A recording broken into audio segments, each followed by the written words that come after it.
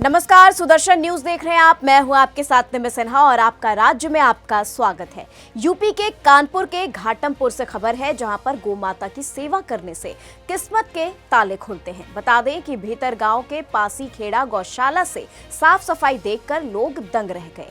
भीतर गांव के पासी खेड़ा के प्रधानपति सुशील सचान ने बताया कि गौ सेवा सर्वोपरि है। जहां पासी खेड़ा गौशाला में चारा भूसा साफ सफाई देख आपका मन गदगद हो जाएगा। प्रधानपति ने बताया कि हम बुजुर्गों के बनाए उसूलों पर चलते हैं। हम जब तक गाय को रोटी न खिलाएं तब तक हम भोजन नहीं करते। प्रधानपति सुशील सचान ने बताया कि अब लोगों के घरों में गाय तक नहीं निकाली जाती है तो संस्कार कहां से आएंगे। जिस घर में गाय को रोटी खिलाई जाती है उस घर में कभी दरिद्रता नहीं आती है। हमारे सनातन धर्म ही ऐसे हैं जिसमें गाय को माता कहते हैं। माता की सेवा करना हमारा कर्तव्य है। और ग्राम प्रधानपति सुशील सचान ने सभी से एक अपील भी की है कि आप सभी लोग गाय माता को एक रोटी जरूर खिलाएं। यही हमारा धर्म है और सबसे बड़ा सनातन धर्म है। हिंदू सनातन में गांव को गौ माता कहा जाता है और राष्ट्रीय पशु भी है।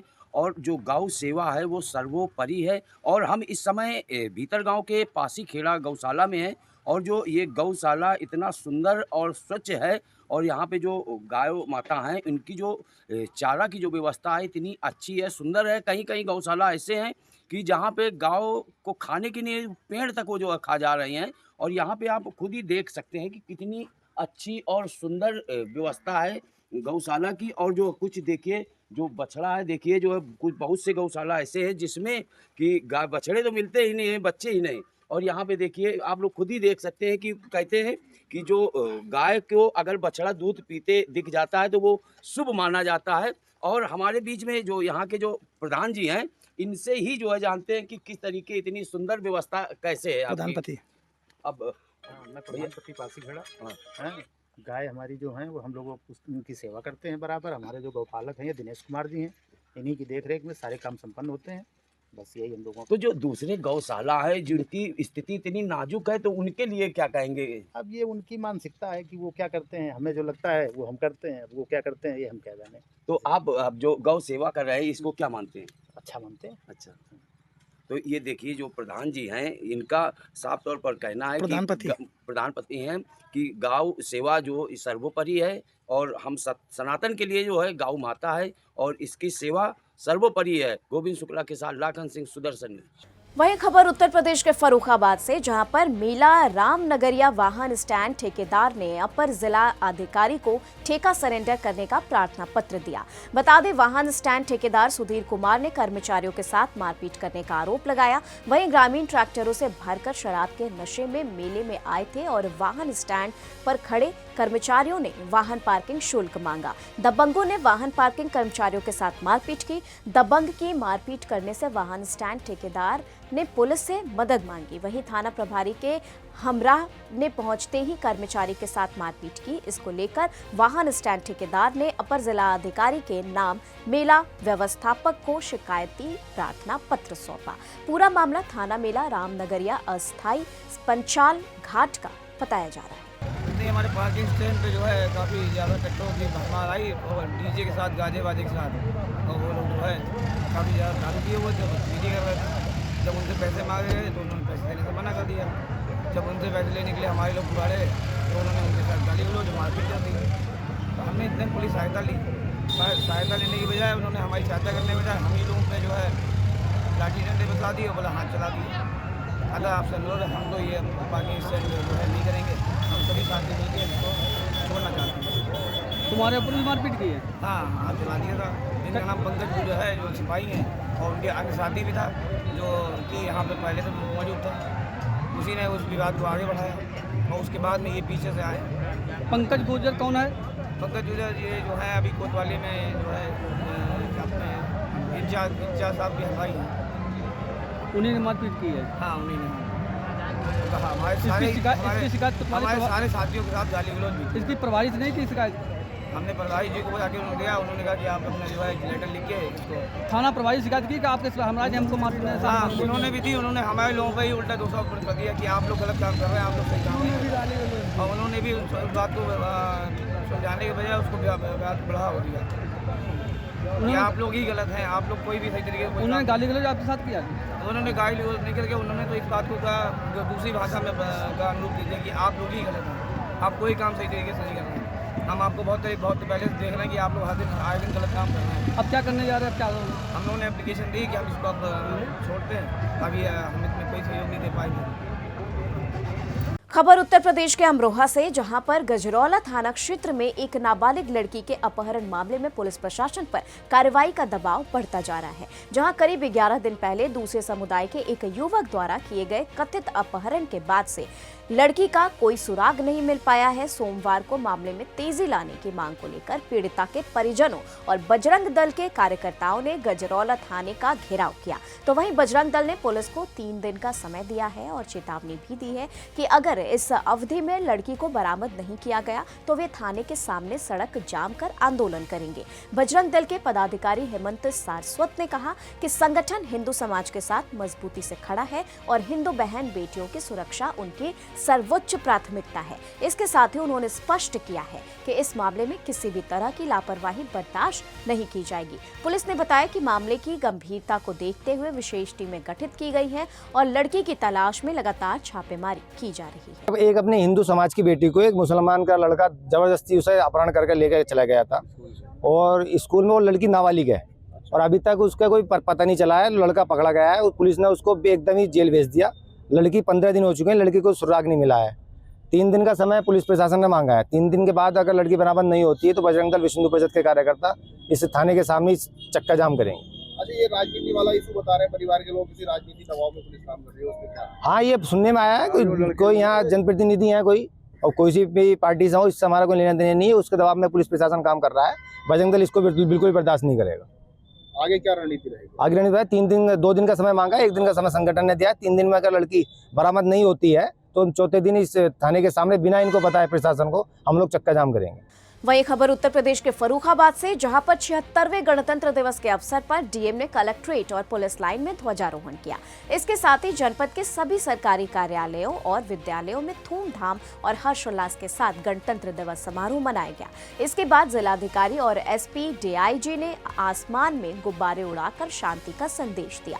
वहीं कार्यक्रम को संबोधित करते हुए जिलाधिकारी आशुतोष द्विवेदी ने कहा है, एक बार फिर भारत देश विश्व गुरु बनने की ओर अग्रसर है। विश्व का सबसे बड़ा महाकुंभ उत्तर प्रदेश के प्रयागराज में आयोजित किया जा रहा है। राष्ट्रीय पर्व है। राष्ट्रीय पर्व हमारे राष्ट्र की एकता, अखंडता, सौहार्द के अक्षुण्ण बनाए रखने के लिए कराया जाता है और कैसे हम विकास के नए नए मानदंड विश्व स्तर पर, स्थानीय स्तर पर भी गढ़ते हुए आगे बढ़ें, सबको विकसित भारत की ओर ले चलें, इसी का संदेश है। जैसे लास्ट में बच्चों ने गाया कि उस भावना, समर्थ भावना के साथ चलें कि फिर कहीं हमारे प्रतिकूल कुछ न हो सके। जनपद वासियों के लिए क्या संदेश है? बस जनपद वासियों के साथ पॉजिटिव डायरेक्शन में जनहित कल्याण और कल्याणकारी योजनाओं के साथ जुड़ें, सबका एक दूसरे से सहयोग करें, भारत को विकसित राष्ट्र बनाने के संकल्प में भागीदार बने। उत्तर प्रदेश के संभल के बहजोई कलेक्ट्रेट सभागार में पहुंचे प्रभारी मंत्री धर्मवीर सिंह प्रजापति ने अधिकारियों के साथ समीक्षा बैठक की। वहीं उन्होंने मीडिया से बात करते हुए बड़ा बयान दिया। आपको बता दें, संभल दंगों की दोबारा जांच हो सकती है। योगी सरकार के मंत्री ने कुछ ऐसा ही बयान दिया है। कोर कमेटी की बैठक में संभल दंगों का मुद्दा सामने आया था। इस समीक्षा बैठक में कई सुझाव हमने दिए हैं। सभी अधिकारियों से कहा है कि मन में ड्यूटी के साथ साथ जन सेवा का भाव भी मन में होना चाहिए। इस तरह से अगर ड्यूटी करेंगे तो निश्चित रूप से कार्य आगे बढ़ेंगे और आम जन की जो भी समस्याएं हैं उनका समाधान भी होगा। पुलिस विभाग पे भी और हमने कहा है कि थोड़ा और किसी भी तरह से कोई ज़िले में क्राइम न हो, ये गंभीरता से इसको लेना चाहिए। और जल जीवन मिशन में भी कहा है हमने कि जो आप रोडें खोलते हैं पाइपलाइन डालने के लिए, तो रोडों की भी व्यवस्था आप करिए। उन्होंने आश्वासन भी दिया है कि जैसे ही बजट आएगा हमारे पास हम लोग उसको प्रायोरिटी पर लेकर के करेंगे। तो जिले की प्रशासन की ओर से आश्वस्त हमें किया है कि जिले में अच्छा काम करेंगे हम सभी लोग। मिलकर के जिले को आगे बढ़ाएंगे। और निश्चित रूप से जब सब पूरी टीम मनोयोग से काम करती है तो उसका लाभ मिलता है और जिला आगे बढ़ता है। मंत्री जी, भव्य कुंभ हो रहा है, सपा जिस पर सवाल उठा रही है, आपका क्या कहना है? अब तो सवाल नहीं उठना चाहिए। माननीय अखिलेश जी जाकर के स्नान करने से पहले सवाल उठा रहे थे। तो हमने तो कई जगह आप पत्रकार साथियों से कहा था कि अखिलेश जी जाकर के वहाँ स्वयं देखें, तो चले गए हैं, स्नान भी किया है। तो हमारा मानना है कि सवाल उठने नहीं चाहिए।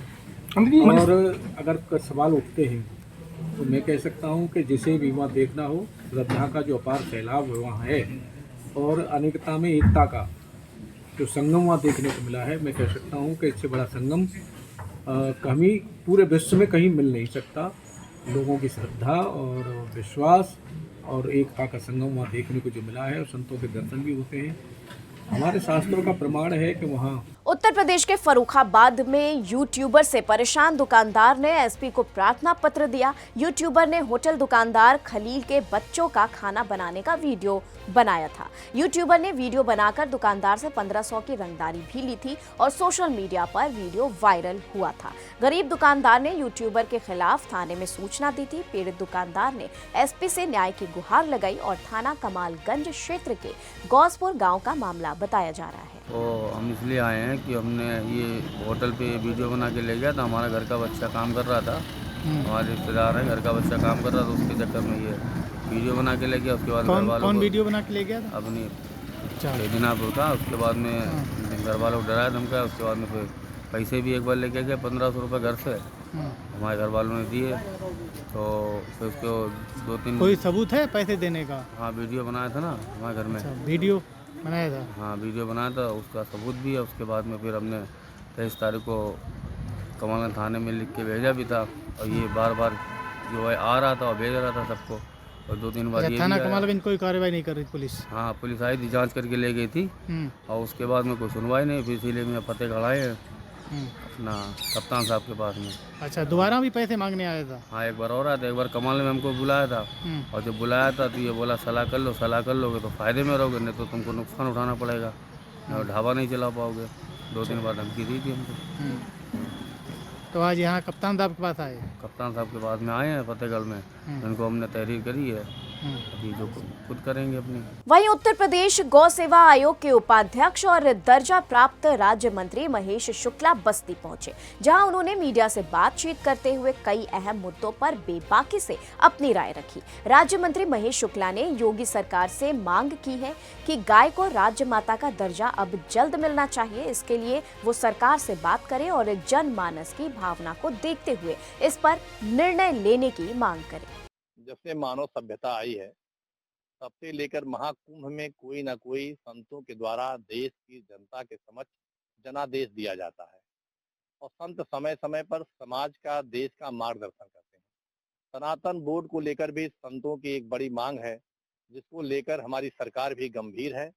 जो भी निर्णय होगा संतों का, सरकार के साथ बैठकर संवाद स्थापित करके उसके सारे संवैधानिक पहलुओं को देखकर उसमें निर्णय के साथ सरकार सहभागिता करेगी, मुझे यह विश्वास है।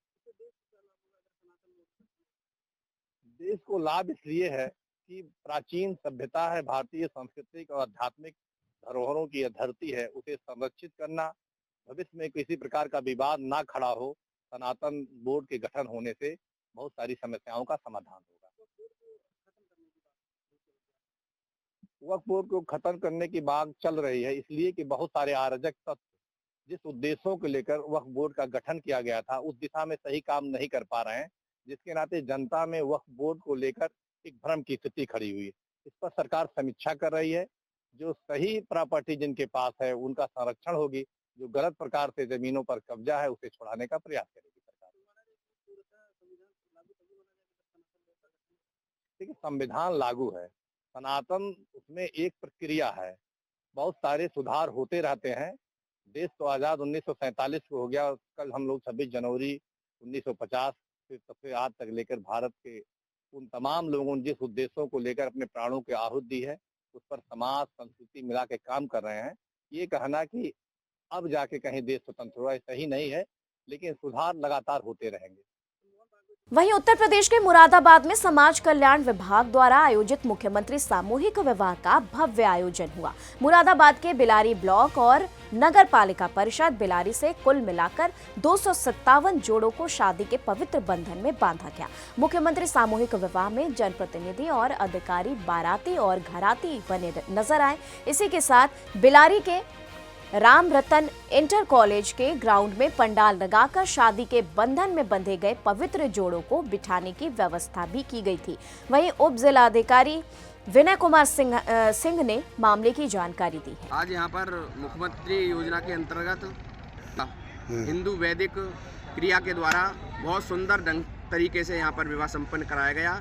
नरवर से, बनारस से, काशी से आकर यहाँ पर विद्वानों ने यह विवाह संपन्न कराया। लगभग 15 आचार्यों के द्वारा ये कार्यक्रम संपन्न हुआ। माननीय मुख्यमंत्री सामूहिक विवाह योजना के अंतर्गत आज इस प्रांगण में सामूहिक विवाह कार्यक्रम आयोजित किया गया है, जिसमें विकासखंड बिलारी तथा नगर पालिका परिषद बिलारी के कुल 257 जोड़ों की विवाह के कार्यक्रम संपन्न कराए जा रहे हैं, जिसमें हिंदू और मुस्लिम दोनों ही पक्षों के युगल शामिल हैं।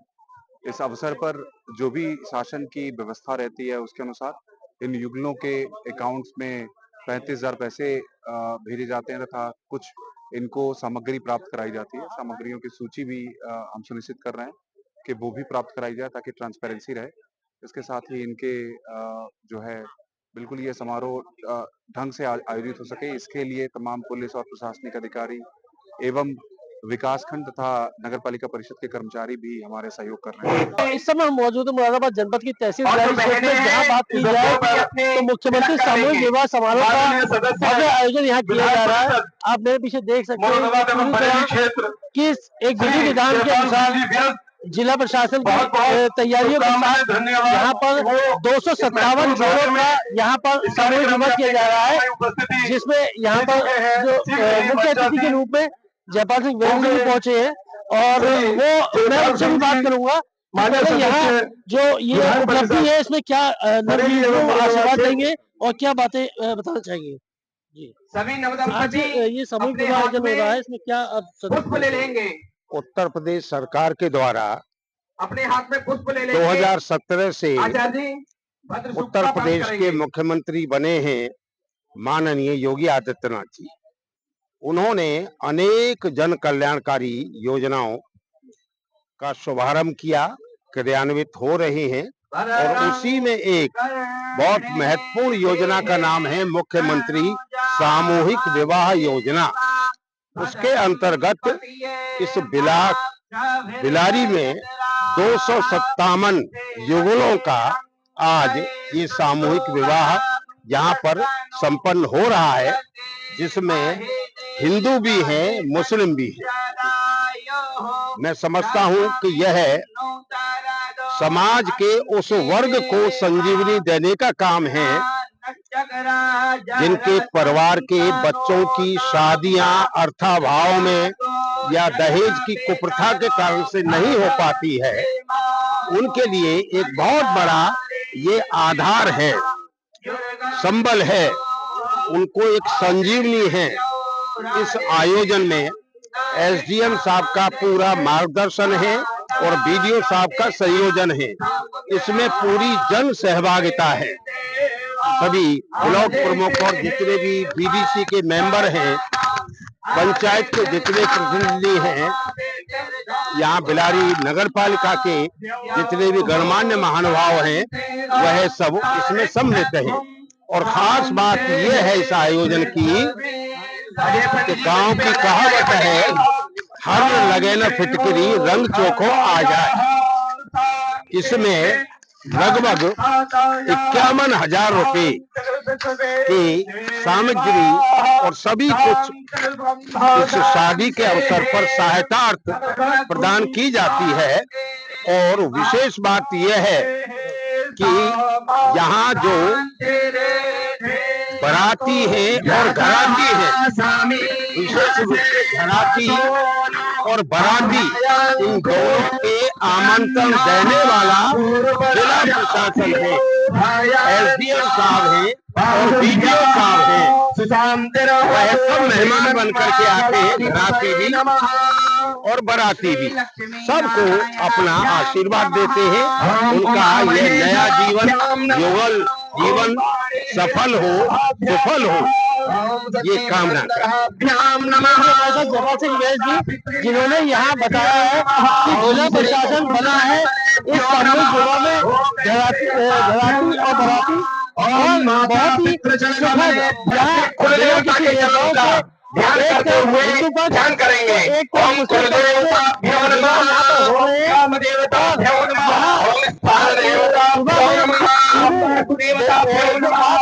तो मऊ पुलिस प्रशासन द्वारा संगठित अपराधियों के विरुद्ध चलाए जा रहे अभियान के क्रम में क्षेत्राधिकारी नगर के नेतृत्व में थाना दक्षिण टोला और कोतवाली पुलिस और राजस्व टीम द्वारा हिस्ट्री शीटर NDPS एक्ट संबंधित शातिर आरोपी बदरुद्दीन खान का मकान कुर्क कर दिया है। इसी के साथ बदरुद्दीन खान द्वारा अपराध से अर्जित धन से बनाए गए 3 मंजिला मकान को कुर्क कर बड़ी कार्रवाई की गई है। खिलाफ चलाए जा रहे अभियान के क्रम में आज यूपी गैंगस्टर एक्ट के तहत एक अभियुक्त बदरुद्दीन खान के विरुद्ध संपत्ति कुर्की की कार्रवाई की गई।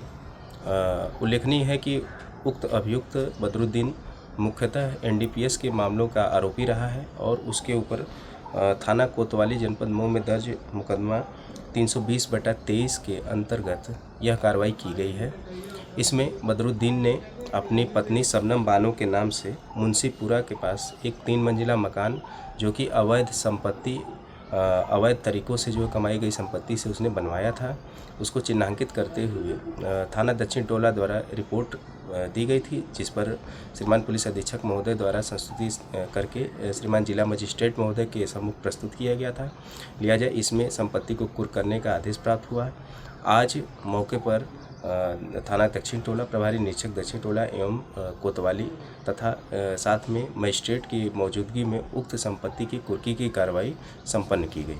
यूपी के रायबरेली में लखनऊ प्रयागराज मार्ग पर भीषण सड़क हादसा हुआ है। यहां मौनी अमावस्या स्नान के लिए जा रहे परिवार के एक महिला समेत 4 सदस्यों की मौत हो गई। वहीं 2 अन्य घायल हैं जिनका इलाज चल रहा है। मामला भदोखर थाना इलाके में लखनऊ प्रयागराज मार्ग पर मुंशीगंज बाईपास के पास का है। जी अभी सुबह संज्ञान में आया कि एक एक्सीडेंट हुआ है, तो तत्काल सभी लोग मौके पे पहुंचे और एम्बुलेंसेज भी पहुंच गई। 8 लोग सवार थे, टाटा कॉलेज गाड़ी थी। ये लखनऊ से ट्रैक की ओर जा रहे थे और इसमें से 4 लोग की डेथ हो गई है। तो अभी जो एक ही लोग उपचारित हैं उनको एम्स रेफर किया गया है। वहाँ पे हमारी टीम पहुँच चुकी है।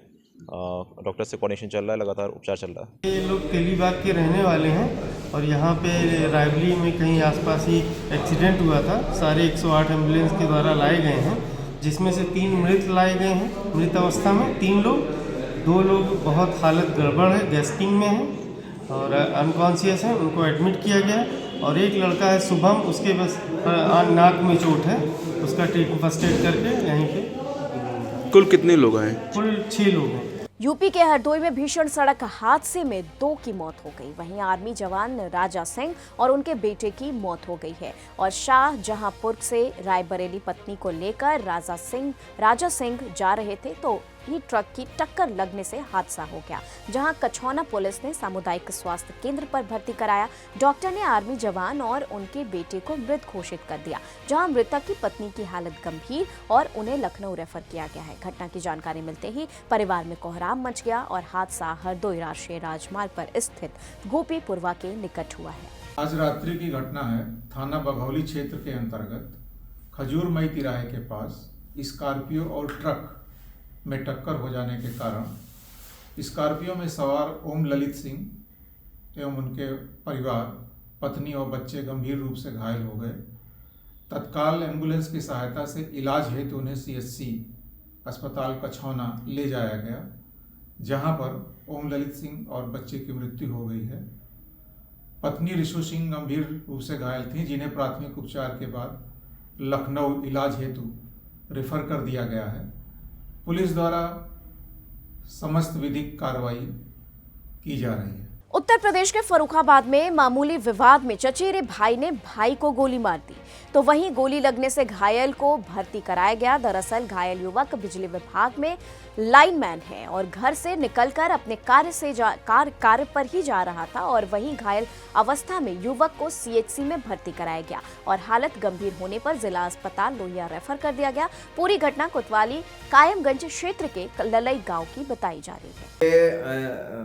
इसके घाव है जिसमें ब्लीडिंग थी और इसको हमने एक्सरे के लिए हमने लिखा है। अगर कोई फॉरेन बॉडी मेटल पार्टिकल पाए जाते हैं तो उस संबंध में इसकी सप्लीमेंट्री हम तैयार करते हैं।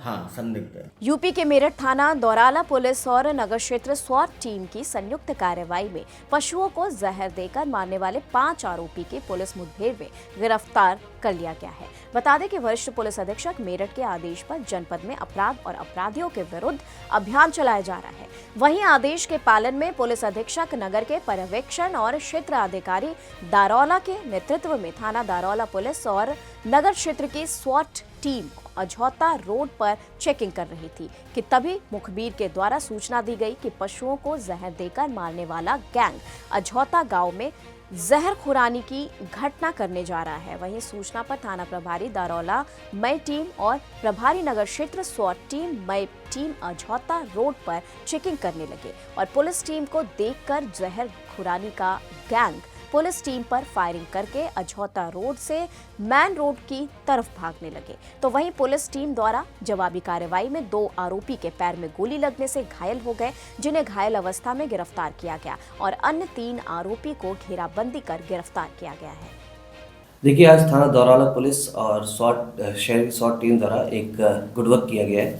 इसमें पुलिस द्वारा एक जहर खुरानी गिरोह को पकड़ा है। आज सुबह मुखबिर खास से सूचना मिली थी कि एक जहर खुरानी गिरोह लावड़ रोड पर देखा गया है, घटना को अंजाम देने जा रहा है। सूचना मिलते ही थाना दौराला पुलिस और शहर की स्वाट टीम द्वारा लावड़ रोड पर चेकिंग की जा रही थी। चेकिंग के दौरान एक पिकअप गाड़ी आती हुई दिखाई दी। जब इसे रुकने का इशारा किया गया तो इसने पुलिस पर फायरिंग कर भागने का प्रयास किया है, जिसकी जवाबी कार्रवाई में इसमें 2 बदमाशों के पैर में गोली लगी है, जिनके नाम मुकेश और अतर कुरैशी हैं तथा 3 बदमाश मौके से पकड़े गए हैं, जिनके नाम सिकंदर, वसीम उर्फ MP और ध्रुव है।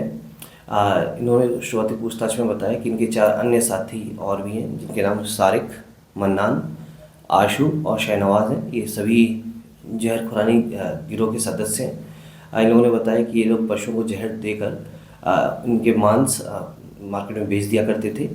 इनके पास से हमें एक तमंचा, चाकू, जहर खुरानी का सामान, एक पिकअप गाड़ी बरामद हुई है। ये कैसे जहर खुरानी गिरोह चलाते थे, किसे बेचते थे और कौन कौन इसके सदस्य हैं, इसके बारे में विस्तृत जानकारी की जा रही है। और जानकारी जो भी तथ्य सामने आएंगे उसके अनुसार इसमें आवश्यक विधि कार्रवाई की जा रही है। मैनपुरी जिला अस्पताल महाराजा तेज सिंह में नियुक्त डॉक्टर साहब मोबाइल में उस वक्त रील देखते रह गए जब तक महिला मरीज अस्पताल में दम नहीं तोड़ दी। परिजनों का आरोप, जिला अस्पताल की इमरजेंसी में तैनात डॉक्टर सेंगर ने मृतका के पुत्र को कहासुनी के बाद पीटा, जिसका सीसीटीवी फुटेज भी सामने आया। डॉक्टर ने हाथापाई इसलिए शुरू की, महिला के पुत्र ने डॉक्टर को फोन न चलाने और मरीज देखने को बोला था और तब तक महिला की मृत्यु हो चुकी थी। मैं अपने भाइयों के साथ अपनी माँ को यहाँ लेकर आया था सरकारी अस्पताल में इमरजेंसी में। तो जैसे हम यहाँ लेकर आए वो इतनी सीरियस स्थिति में थी, लेकिन यहाँ पर जो मौजूद, जैसे कि आप देख सकते सामने स्ट्रेचर था, उसमें हमने अपने हाथों से उनको लेटाया। लेटाने के बाद कंपाउंडर और जो नर्स जो स्टाफ था उनका, डॉक्टर साहब अपनी टेबल पर बैठे रहे और मोबाइल चलाते रहे और कंपाउंडर नर्स को ऑर्डर दे दिया कि इस तरीके से उन्होंने ट्रीट किया पेशेंट को जैसे कि वो कोई एक जनरल खांसी जुकाम वाला पेशेंट है। तो खांसी जुकाम वाला पेशेंट है, आया है, ठीक ठाक है, वो नर्स हमारी ठीक ठाक करके चली जाएंगी, कोई दिक्कत नहीं है। वो बैठे रहे, लगातार अपने फ़ोन को यूज़ करते रहे, फ़ोन को चलाते रहे। इंस्टाग्राम, फेसबुक क्या चला रहे थे मुझे नहीं पता। वो इंस्टाग्राम मतलब फेसबुक पे या किसी भी सोशल साइट पे लगे होंगे, बट व्यस्त थे अपने फ़ोन में। इस बीच में उनका स्टाफ उनको बीपी मैनेज करता रहा, बीपी देख रहा था, पल्स देख रहा था, ये सारी चीज़ मैनेज करी। और इसी बीच में हमारे हम जो 3 भाई थे वो कभी पैर मल रहे थे, कभी हाथ मल रहे थे, क्योंकि हम बहुत पागल हो गए थे, हड़बड़ा गए थे, समझ में नहीं आ रहा था क्या करें, क्योंकि उन्हें बहुत बेचैनी हो रही थी मेरी माँ को। लगभग 10-15 मिनट ऐसे ही चलता रहा कहानी और उसके बाद अचानक से मेरी माँ के मुंह से जो है जीभ बाहर आ गई और थूक मतलब जो उन अंदर जो सलाइवा था वो भी बाहर आने लगा। तो जब वो बाहर आने लगा तो हम पागल से हो गए, हमने मुझे पता नहीं क्या मतलब हम तीनों भाइयों को समझ में नहीं आ रहा क्या करें। तो मेरे छोटे भाई ने अचानक से उनको डॉक्टर साहब जो सीट पे बैठे हुए तो उनको चिल्लाया हमने कि डॉक्टर साहब अब तो देख लो आके सीरियस हो गई इतनी माँ, आप लोग उठ नहीं रही हैं। तो उठ के तीव्रता से आए गुस्से में और उन्होंने उससे बहस की अलग, लेकिन मुझे थप्पड़ मारा ऑन ड्यूटी। उन्होंने डॉक्टर साहब ने मुझे थप्पड़ मारा, डॉक्टर साहब का नाम मुझे याद नहीं आ रहा क्या डॉक्टर साहब का नाम था।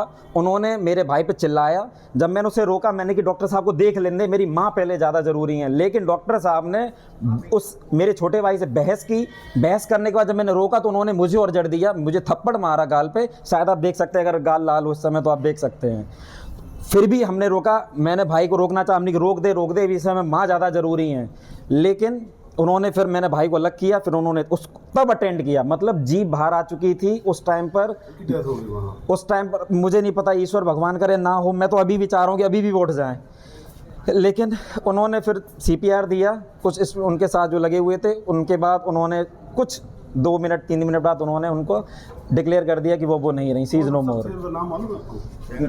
डॉक्टर साहब का नाम था सेंगर साहब बोल रहे हैं, कोई सेंगर साहब हैं डॉक्टर, वो थे ऑन ड्यूटी।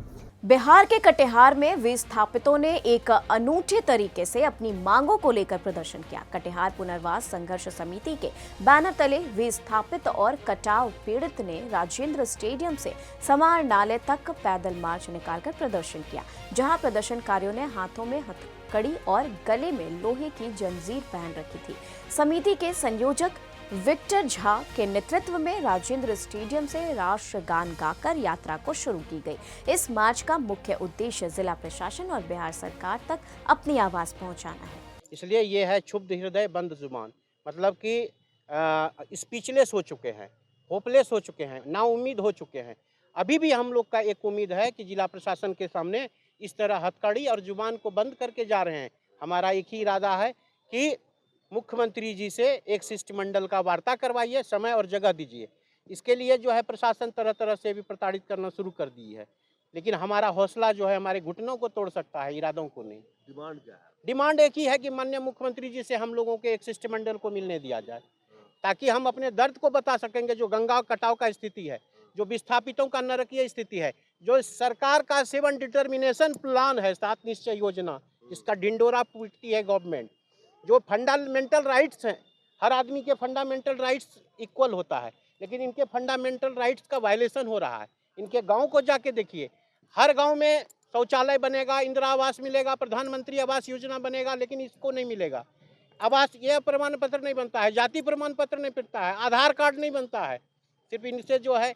तो ये फंडामेंटल राइट्स का वायलेशन है। इस चीज को बताने जा। मध्य प्रदेश के ग्वालियर से खबर आ रही है, जहां पर 699 करोड़ रुपए की राशि से 7.25 किलोमीटर एलिवेटेड ROB फेज 2 का निर्माण कार्य PNC आगरा कंस्ट्रक्शन कंपनी के ठेकेदार को जल्द पूर्ण करने के निर्देश कार्यपालन यंत्री ने दिए हैं। इसके साथ ही PWD सेतु संभाग ग्वालियर के कार्यपाल यंत्री जोगेंद्र यादव ने बताया कि ग्वालियर में एलिवेटेड रोड फेज 2 का निर्माण कार्य शहर के फूलबाग चौराहे से गिरवाई तक यानी 7.25 किलोमीटर रोड का निर्माण कार्य PNC को दिया गया है, जो हाई टेक्नोलॉजी से कार्य कर रही है। वहीं 699 करोड़ रुपए की लागत से ये निर्माण कार्य किया जा रहा है। ये सेकंड फेज का जो काम है वो अपना प्रारंभ हो चुका है, और सेकंड फेज का जो काम है PNC इंफ्राटेक आगरा को मिला है, और बड़ा ही हाई टेक्नोलॉजी के से साथ काम किया जा रहा है इसमें, जिससे कि जल्द से जल्द इसको पूर्ण कर सकें। ये जो अपना लागत राशि की बात करें तो अनुबंधित लागत अपनी 699 करोड़ है द्वितीय चरण की, और इसमें फिर अगर अपन प्रशासकीय स्वीकृति की बात करें तो 926 करोड़ की है, क्योंकि इसमें भूअर्जन की राशि भी सम्मिलित रहती है, इलेक्ट्रिक लाइन शिफ्टिंग की राशि सम्मिलित रहती है, आपकी सीवर लाइन शिफ्टिंग की राशि सम्मिलित रहती है। इसमें सर कितने लोगों को लाभ मिलेगा इससे? जहाँ तक लाभ की बात है तो जैसा आपने बहुत अच्छा प्रश्न किया, लाभ की बात है, जैसे मुरैना से कोई अपना आ रहा है, जो मुरैना वासी आएंगे तो वो ट्रिपल ITM से इस फ्लाईओवर पर चढ़ जाएंगे, और ट्रिपल ITM से चढ़ के सीधे अपने फूलबाग पे आ जाएंगे। और अगर उनको कहीं JH हॉस्पिटल जाना है तो वो नदी गेट पे उतर जाएंगे, तो सीधे JH हॉस्पिटल चले जाएंगे। अगर उनको बाड़े जाना है, जैसा कि आप सभी को पता है कि ग्वालियर में बाड़े की क्या महत्वपूर्ण वो रखता है, तो सभी लोग जैसे बाड़े जाना चाहते हैं तो मुरैना से जो आदमी आएगा ट्रिपल आइटम सीधे जिवाजीगंज उतर के या जनकगंज उतर के बाड़े चला जाएगा, या उनके कोई रिश्तेदार मान लो कि गिरवई चौकी साइड रहते हैं तो उसी कहीं पे भी उनको ट्रैफिक को फेस नहीं करना पड़ेगा। दूसरा, जो दीनदयाल नगर साइड से लोग आ रहे हैं वो फूलबाग से चढ़ जाएंगे और सीधे गिरवई चौकी या बाड़े चले जाएंगे, उनको कहीं फेस नहीं करना पड़ेगा। गिरवई चौकी से जो लोग आ रहे हैं जिनको स्टेशन जाना रहता था तो वो कम चौड़ाई की गलियों से होते हुए और बाजार की समस्याओं से निपटते हुए स्टेशन पहुंचते थे। और चलिए खबर कर्नाटक के चिक्कोड़ी शहर से, जहां पर तहसील स्टेडियम में 76वें गणतंत्र दिवस कार्यक्रम की अध्यक्षता करते हुए विधायक गणेश हुक्केरी ने बताया कि सदलगा कस्बे में करीब 30 करोड़ रुपए की लागत से निर्मित केंद्रीय विद्यालय भवन का उद्घाटन 5 मार्च को करने का निर्णय लिया गया। चिक्कोड़ी जिले के गठन की सुविधा के लिए आने वाले दिनों में 10 एकड़ क्षेत्र में एक विधानसभा भवन का निर्माण किया जाएगा। तो चलिए फिलहाल के लिए खबरों में बस इतना ही, लेकिन देश दुनिया की तमाम खबरों के लिए आप देखते रहे सुदर्शन न्यूज। जय हिंद।